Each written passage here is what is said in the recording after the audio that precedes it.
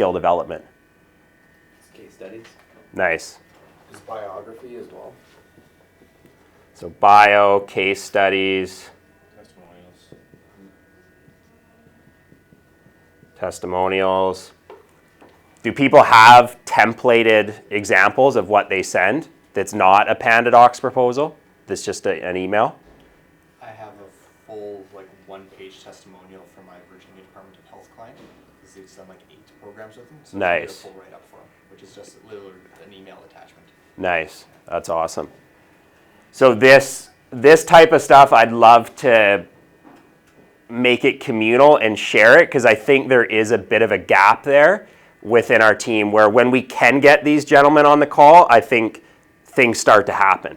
But when the customer's a little hesitant for whatever reason, maybe they think they're committing to something and it's going to go down a path they're not ready for, or it's not their decision, but for whatever reason they don't want to commit to that call, I think there's a huge opportunity there that if we're sending them the right type of information, we can nurture them further and make more sales in the L&D space. So I'd love to at some point, and maybe we can work with Lyndon, work with Joe on this to tease this out, but currently if people have templates, let's share them.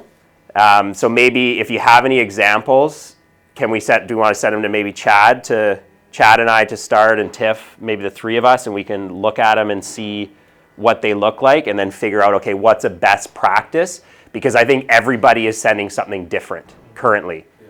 There is a bio PDF of Lyndon. There's a bunch of testimonials.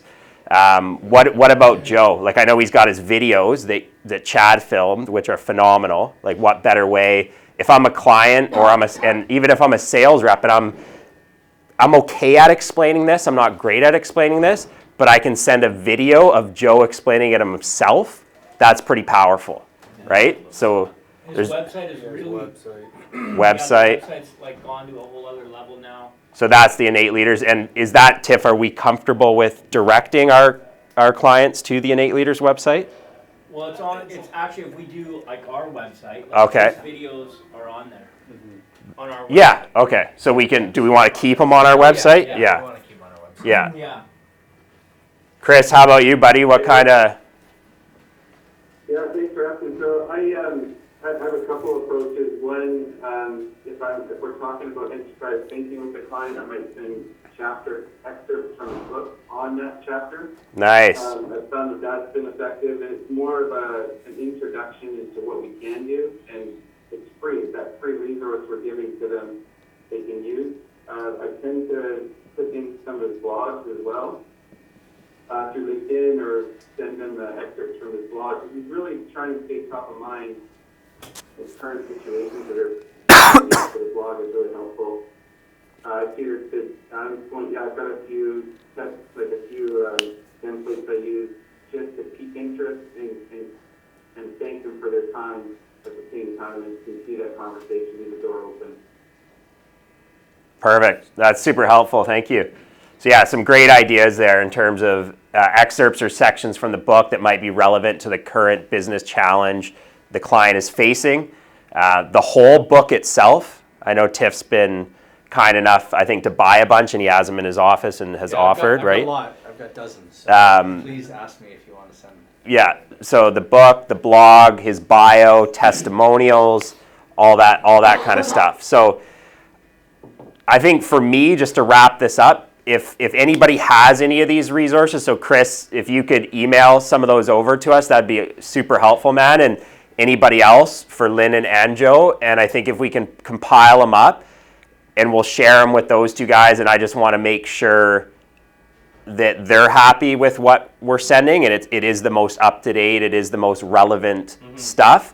And then not every scenario is different, right? Some client might, if they're super top of funnel, maybe doesn't want something incredibly detailed, or they haven't told you a lot, so you can't get super specific and send them a section or an excerpt from the book. Whereas another client, maybe you dove into a super detailed conversation and you can send them that. So I'm not suggesting the template's the exact same every single time. It still should be bespoke to how the call went. But what I am suggesting is I can guarantee you there's a gap there that we need to fix. And if we can fix that gap, we can nurture more of these people who might be, 30, 40, 50% there in terms of interest in our L&D, but not enough there to get on a call. And we know usually when you can get on a call with these guys, good things happen. So if we can nurture them through that middle section and we can get more calls, we'll be in a better place, and I think we'll sell more coaching and consulting and more L&D. Cool. Any thoughts?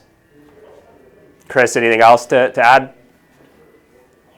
No, just a reminder that you're not the expert when it comes to these leaders. It's okay to be on a call, and if you find that you're going down a route that you don't have the expertise in, that's exactly where you want to be. You can then easily pivot and ask a few more deep-seated questions, and then keep that info and say, you know what, I do have the expert in the room. I have somebody that wrote a book on the 6 attributes of leadership, and can we perhaps have that conversation and explore it a bit further?